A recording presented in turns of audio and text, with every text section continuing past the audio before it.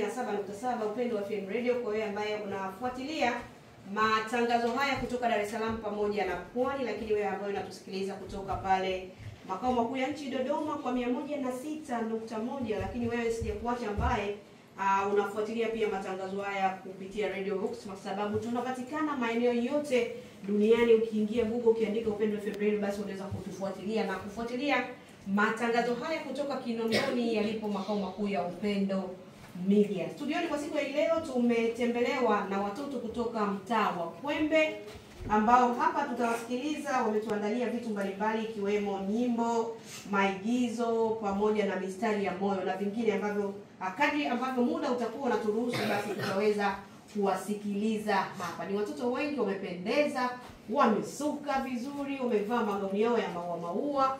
Kiukweli wanakupendeza. Ningetamani uweze kuwaona, lakini utawasikiliza tu na utakuwa unapata picha namna ambavyo nimekuelezea kwamba watoto wao wanafananaje. Wanapendeza kiukweli na nyuso zao zinaonyesha ni furaha kabisa. Wamejiandaa kwa ajili ya siku ya kesho kusherehekea ushindi wa kufufuka kwa Yesu Kristo kaburini. Kwa kesho kwenye nyumba zao pilau, pizza, baga watakula na naamini watafurahia siku yao. Nikukaribishe na kwa sasa nitawakaribisha watoto. Watoto, Bwana Yesu asifiwe.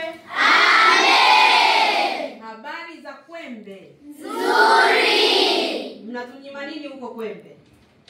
Pilau, chipsi. Pilau, chipsi, nyingine? Kuku, nyingine? Pizza. Wow, nyingine? Gari. Yenyewe na nini? Sausage, soda, juice. Maandazi. Wow, nipieni makofi.